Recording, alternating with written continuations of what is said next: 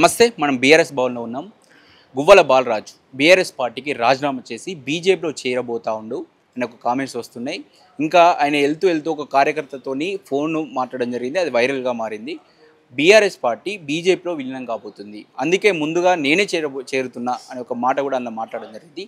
ఈ వ్యాఖ్యలపై మాట్లాడదాం. మనతో పాటు గోవర్ధన్ ఉన్నాడు. నమస్తే అన్న. నమస్తే. ఏమంటారు, ఈ పోతూ ఒక వ్యాఖ్య చేసిండు, బీజేపీలో బీఆర్ఎస్ విలీనం కాబోతుంది అని ఒక వ్యాఖ్యలు చేస్తా ఉన్నాను. మీరు ఏమంటారు, ఎలా చూస్తారు దీన్ని? ఒక నిబద్ధత కలిగిన కార్యకర్త, ఒక నిబద్ధత కలిగిన నాయకుడు అట్లా మాట్లాడాల్సిన అవసరం ఉండదు. కావాలని చెప్పేసి పోతూ పార్టీ తన కన్న తల్లి లాంటి పార్టీ మీద ఇంత బురద జల్లిపోయే ప్రయత్నంలో భాగం తప్ప దానిలో నిజంగా వాస్తవం లేదు. బీఆర్ఎస్ పార్టీ గురించి మాట్లాడాల్సిన హక్కు ఎవరికి ఉంటుందండి? కేసీఆర్ గారికి ఉంటుంది. కేసీఆర్ గారు మన పార్టీ నాయకుడు కాబట్టి, పార్టీ ప్రెసిడెంట్ గారు కాబట్టి ఆయన డిసిషన్ తీసుకుంటాడు. నువ్వు ఆఫ్టర్ ఒక ఎమ్మెల్యే, మాజీ ఎమ్మెల్యేవు, నువ్వు ఒక కార్యకర్తవు, పార్టీ గొడుగు కింద నువ్వు ఎమ్మెల్యే అయినవు, పార్టీ బీఫామ్తో ఎమ్మెల్యేను. పార్టీ గురించి మాట్లాడి పార్టీ గురించి ఏదో బీజేపీలో విలీనం అవుతుందని చెప్పేసి ముందట ఊహించుకోవడం నువ్వు పార్టీ నాయకుడు చెప్పిండా? పార్టీ నాయకత్వం లేకపోతే పొలిటిక్ బ్యూరోలు చెప్తే మీరు నమ్మొచ్చు. ఇదంతా ఉట్టిగా నువ్వు ఎట్లా పోవాలనుకుంటున్నావు కాబట్టి పోతూ పార్టీ మీద, కన్నతల్ల పార్టీ మీద బురద తల్లడం తప్ప ఇంతకు వాస్తవం లేదు. ఎట్టి పరిస్థితుల్లో కూడా బీఆర్ఎస్ పార్టీ బీజేపీలో విలీనం కాదు. కొంతమంది కావాలని పని కట్టుకొని బీఆర్ఎస్ పార్టీని రాజకీయంగా ఎదుర్కోలేక, రాజకీయంగా రాబోయే రోజులలో ఖచ్చితంగా 100 సీట్లు గెలిచి మళ్ళీ ప్రభుత్వం ఏర్పాటు చేస్తుందని చెప్పేసి ఇట్లాంటి చిల్లర మల్లర పనులు చేస్తున్నారు తప్ప ఎట్టి పరిస్థితులు వాస్తవం లేదు. కేసీఆర్ గారు ప్రాణాన్నంత వరకు దాదాపు 60 లక్షల మంది సభ్యత్వం ఉన్న పార్టీని బీజేపీలు ఎందుకు విలీనం చేస్తారు? ఒక్కసారి మనం ఆలోచించుకోవాలి. ఎవరైతే కామెంట్లు చేస్తే వాళ్ళు నాయకులు, కార్యకర్తలు, ఎవరైనా కామెంట్ చేసినప్పుడు ఒకసారి గమనించుకోవాలి. మన కాడ ఏంటి, పెద్ద పార్టీలో చిన్న పార్టీ విలీనం అవుతుంది. ఎక్కడ పెద్ద పార్టీ? సెంట్రల్లో పెద్ద పార్టీ ఉండొచ్చు. స్టేట్లోకి వచ్చే వరకు సింగిల్ డిజిట్తోనే ఉన్నావు ఎమ్మెల్యేలు. అది కూడా మన చావు తప్పి కొన్నాళ్ళమైనట్టు 8 మంది ఎమ్మెల్యే గెలిచినావు. మాది 39 మంది గెలిచారు. 39 మంది 8 మంది ఎమ్మెల్యేలు పోతారా, లేదా 8 మందిలో మా పార్టీలోకి వస్తారా? ఒకసారి ఆలోచించాలి. ఇవన్నీ కావాలని పని కట్టుకొని ఒకటి సీఎం రమేష్ గారు ఒకడు, వీడొకడు, వాడొకడు అంత మోపయ్యారు. ఏదో బీఆర్ఎస్ పార్టీని ఏదో చేయాలని చెప్పేసి ఒక ప్రయత్నం చేస్తారు. గత 10 సంవత్సరాల ఉద్యమ సమయంలో ఏం బీకలేరు, మొన్న 10 సంవత్సరాలు ఏం చేయలేరు. ఇప్పుడు మాత్రం అందరూ తెగ రెచ్చిపోయి మాట్లాడుతారు. కానీ మేమంతా గమనిస్తున్నాం, తెలంగాణ ప్రజలంతా గమనిస్తున్నారు. తెలంగాణ ఉన్నంత వరకు బీఆర్ఎస్ పార్టీ 100కు 100% ఉంటుంది. 100% నెక్స్ట్ రాబోయే ఎలక్షన్లో బీఆర్ఎస్ పార్టీ అధికారంలోకి వస్తుంది. మరొకసారి మూడోసారి ముఖ్యమంత్రి కేసీఆర్ అవుతాడు. మళ్ళీ ఏదైతే తెలంగాణ రాష్ట్రం దాదాపు 29 రాష్ట్రాలలో నెంబర్ 1 10 సంవత్సరాలు నెంబర్ 1 రాష్ట్రంగా ఏదైతే అభివృద్ధిలో సంక్షేమంలో ఉందో రాబోయే రోజుల్లో కూడా మళ్ళీ ఇదే స్థాయిలో ఎదుగుతుందని చెప్పేసి మనస్ఫూర్తిగా నమ్ముతున్నాం. కేసీఆర్ పాలనలో కరెంట్ వచ్చింది, వాటర్ వచ్చింది, సంక్షేమం వచ్చింది, డెవలప్మెంట్ అయింది, అన్నీ వచ్చినాయి. కాబట్టి ఎవరు ఏం చెప్పినా కూడా నమ్మరు. తెలంగాణ ప్రజలందరూ బీఆర్ఎస్ వైపు ఉన్నారు. కేసీఆర్ అని పూర్తి స్థాయిలో నమ్ముతారు. మొన్న కల్లబొల్లి మాటలు చెప్పేసి దొంగ హామీలు ఇచ్చి కాంగ్రెస్ పార్టీ వాళ్ళు మనం గెలిచిన తర్వాత ఎందుకు దాదాపు 20 నెలలనే వాళ్ళ ఒరిజినాలిటీ తెలిసిపోయింది. గతంలో తెలుసు కాంగ్రెస్ అంటేనే కాంగ్రెస్ అన్ని లంగ మాటలు, దొంగ మాటలు, ఈరోజు దేశం ఇట్లా అదొకటి పాలు కావడానికి 100% కాంగ్రెస్ పార్టీ అని తెలుసు. అయినా కూడా మరొకసారి ఏదో రేవంత్ రెడ్డి కొత్త మాటలు, దొంగ మాటలు చెప్తుంది కదా. 2000 పెంచి 4000 ఇస్తాను, ప్రతి మహిళకు 2500 ఇస్తాను, విద్యార్థులకు స్కూటీలు ఇస్తాను చెప్పేసి, విద్యా భరోసా కార్డు ఇస్తాను చెప్పేసి, 1 కాదు 2 కాదు, అసలు నోటికి మొక్కాలే అన్ని హామీలు ఇచ్చారు. కానీ ఇప్పుడు చూసే వరకు ఒక్కటి కూడా ఇంప్లిమెంట్ కావట్లేదు. ఇంకా మళ్ళీ పైపెచ్చి ఉల్టా రేవంత్ రెడ్డి ఏం చెప్తున్నట్టు మీ దొంగలాగా చూస్తున్నారు, మా ఢిల్లీకి పోతే మా దొంగలాగా చూసుకొని మాకు అపాయింట్మెంట్ ఇస్తారు, వస్తే చెప్పులు ఎత్తుకుపోతారని చెప్పి అంతా నీచంగా అసహ్యంగా తెలంగాణ పరువుని ఇజ్జత్ తీసేస్తుంటూ రేవంత్ రెడ్డి గారు.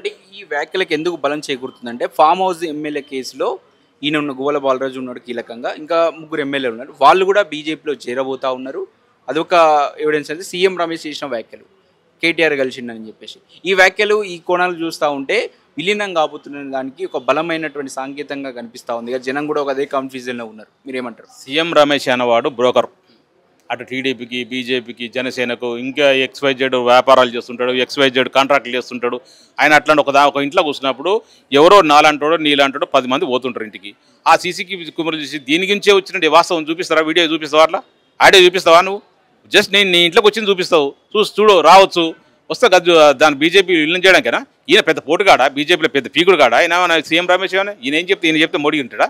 మేము నిజంగా కేటీఆర్ గారు, కేసీఆర్ గారు, అమిత్ షా గారు కలిసిండ్రో, లేదా నడ్డను కలిసిరో, లేదా మోడీ గారిని కలిసిండ్రో, లేదా పెద్ద స్థాయిలో కలిసిరంటే మనకు సరే కొంత వాస్తవం ఉండదు. ఈ ఎవరు బోర్డులింగం?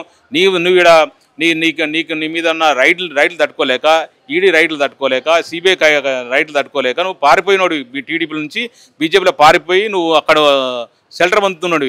నువ్వేం చెప్తావు? నేను ఎంత కావాలని చెప్తు కదా. కొంతమంది నాయకులు బీఆర్ఎస్ పార్టీ తట్టుకోలేక బండి సంజయ్ లాంటి వారు లేకపోతే సీఎం రమేష్ లాంటి వారు మొన్నటిదాకా ఏం చెప్పినట్టు గతంలో మా కవిత గారు చెప్పారు విల్లం అయ్యే పరిస్థితి ఉంది వద్దని చెప్పిన ఏమో చెప్పారు కదా. అప్పుడు బండి సంజయ్ ఏమన్నాడు మా దృష్టికి రాలేదని చెప్పిండు అన్నాడా. మా దృష్టి మీ మీడియా మిత్రులు పోయి అడిగిర్రు ఇట్లా వచ్చిందంటే మా దృష్టికి రాలేదు, అట్లాంటివి ఏం లేదు, అసలు అట్లాంటి పార్టీని మేము చేర్చుకుంటామని చెప్పిండు. ఇప్పుడు సీఎం రమేష్ మాట్లాడనే నిజమని చెప్తుండు. అసలు బుద్ధి ఉంది. అసలు ఒక సెంట్రల్ మినిస్టర్ చేస్తున్నప్పుడు కింద బుద్ధి లేకుండా ఇంత జ్ఞానం లేకుండా కింద గతంలో ఏం మాట్లాడినా ఇప్పుడే మాట్లాడుతున్నాం ప్రజలు ఏమనుకుంటారని ఆలోచించి ఉండాలి కదా. ఆ ఆలోచన తెలిసి సీఎం రమేష్ మాటలకి ఏదో తందాన కొడుతుండేదా. ఇది దీంట్లో వాస్తవం లేదు. బండి సంజయ్ మాట్లాడినా సీఎం రమేష్ మాట్లాడినా ఇంకోరు మాట్లాడినా ఎవరు మాట్లాడినా కూడా అల్టిమేట్ మా కేసీఆర్ గారు మా అధినేత. కేసీఆర్ గారు ఏది చెప్తే అది జరుగుతుంటుంది. మేము 80% 60 లక్షల సభ్యత ఉన్న పార్టీని మేము 80% ఏ పార్టీలో కలపాల్సిన అవసరం కూడా లేదు.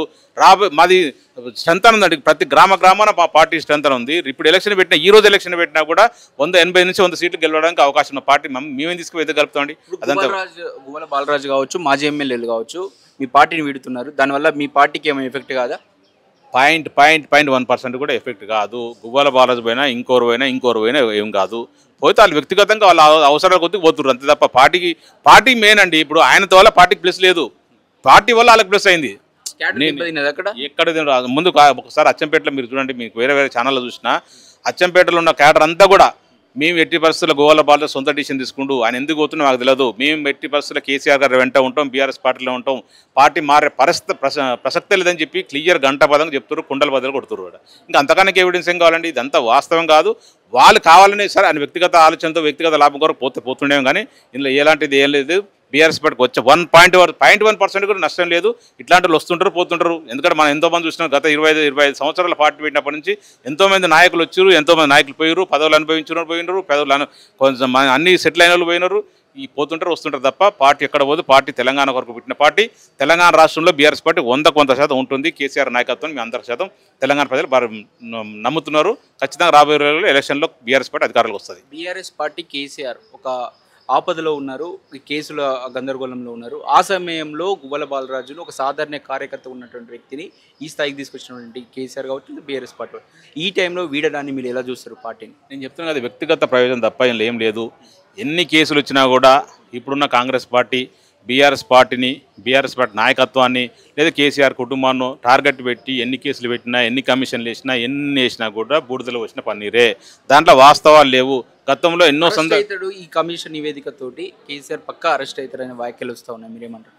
రేవంత్ రెడ్డి గారు నిజంగా చిత్తశుద్ధి ఉంటే 650 పేజీలని నిజంగా బహిర్గతం డెమోలో బహిర్గతం పెట్టండి. నిజంగా కమిషన్ ఏమిచ్చింది, అందులో ఏముంది, నువ్వు దాన్ని 60 పేజీలకు కుదించేసి దీన్ని ఇష్టానుసారంగా రాయించుకొని అది బయట పెట్టేసి ఇది పెట్టింది కమిషన్ ఇది ఇచ్చింది అది ఇచ్చింది చెప్తే నమ్ముతాడండి. దాన్ని ఇట్లాంటి కమిషన్లు గతంలో చాలా సందర్భంలో ఇందిరాగాంధీ అసలు కమిషన్లు వేసారు.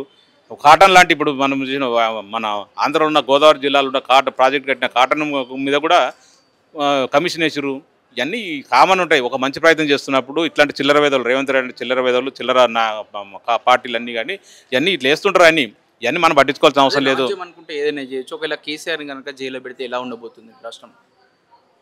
అసలు అంత డేర్ స్టెప్ అయితే ఓన్ చేత కాదు. కేసీఆర్ ఎవడు ఎందుకు వేస్తాడు అండి? అసలు కేసీఆర్ ఏం తప్పు చేసినా అని చెప్పేసి రాష్ట్రానికి ఏం కాదు, రాష్ట్రంలో కేసీఆర్కి ఏం కాదు. వాళ్ళు ఏదో ఒక ఏమంటారు చిలిపి ప్రయత్నాలు చేస్తుండ్రు. ఏదో కేసీఆర్ కేసులు ఉన్నాయని చెప్పేసి అది ఉన్నాయి ఇది ఉన్నాయని చెప్పేసి కమిషన్ తీసుకున్నారని అవినీతి జరిగిందని చెప్పేసి అసలు సిగ్గుండాలి కదా భయ్. కాళేశ్వరం కూలిపోయిందని ఒక పక్క చెప్తుంటావు. నువ్వు గంధమాల ప్రాజెక్ట్ టెంకాయ కొడుతుంటావు. మూసిలో తీసుకొచ్చేసి మల్లాన్న సాగర్ నుంచి మూసి తీసుకొచ్చి వాటర్ వేస్తుంటావు. అసలు మూసిలోకి ఎట్టొస్తుంది, గంధమాలకు వాటర్ ఎట్టొస్తుంది? కాళేశ్వరమే కదా. మరి ఆ మాత్రం సోయి లేకుండా మాట్లాడితే ఒక ముఖ్యమంత్రి స్థానం నుండి ఒక పెద్ద స్థానంలో ఉండి ఒక తెలంగాణ 4 కోట్ల ప్రజల ప్రాతినిధ్యం వహిస్తూ నువ్వు అట్లాంటి చిల్లర ప్రయత్నాలు మాట్లాడొచ్చా? నువ్వు మల్లన్న సాగర్ ఎక్కడి నుంచి వస్తుంది? అసలు కాళేశ్వరం కూలిపోయింది అనుకోండి, మల్లన్న సాగర్ ఏంటి? గంధమాలకి ఎట్లొస్తుంది, కొండపోచమకి ఎట్లొస్తాయి? ఇన్ని ప్రాజెక్టులు వాటర్ ఎట్టొస్తుంది చెప్పండి? ఇవన్నీ ఉట్టిగా టైంపాస్ ఆయన ఇచ్చిన హామీలని తప్పిపించుకోవడం కొరకు, హామీల గురించి ప్రజలు ఆలోచించడం కొరకు, ప్రజల్ని మభ్యపెట్టడం కొరకు ఇట్లాంటి చిలి ప్రయత్నాలు చేస్తుంది తప్ప రేవంత్ రెడ్డి గారు ఎన్ని కుట్ల ప్రయత్నాలు చేసినా, ఎన్ని కమిషన్లు వేసినా, ఎన్ని సిట్లు వేసినా ఏం జరగబోదు. రాబోయే రోజులలో గవర్నమెంట్ మాదే వస్తుంది. కాళేశ్వరానికి ఏదైతే మిగిలిపోయినవి ఉన్నాయో ఆ 2 పిల్లర్లలో బాగు చేస్తూ మిగిలిన వర్క్లు కూడా కంప్లీట్ చేసేసి తెలంగాణ ప్రజలకు మంచినీళ్ళు, సాగునీరు, ఇండస్ట్రీలకు వాటర్ ఇచ్చే బాధ్యత కేసీఆర్ గారిది. ఇంకో వచ్చే 100 ఏళ్ళకు కూడా సరిపోయేంత ప్రాజెక్టు సెట్ అయితే తెలంగాణ ప్రజలకు ఎలాంటి ఇబ్బంది జరగదు. తెలంగాణకే కాళేశ్వరం వరద ప్రదాయిని, గుండెకాయ లాంటిది నీళ్ళ గురించి. అట్లాంటి దాన్ని మీరు అంటే ఏదో రాజకీయంగా ఉందా అనుకోవచ్చు, కానీ అది వాస్తవానికి మా పరిస్థితి లేదు. ప్రజలు నమ్మట్లేదు. ప్రజలందరూ కూడా కేసీఆర్ చేసింది కరెక్ట్ అని నమ్ముతారు. మేము కూడా మనస్ఫూర్తిగా కేసీఆర్ గారు చేసింది కాళేశ్వరం 100% కరెక్ట్ అని నమ్ముతున్నాను.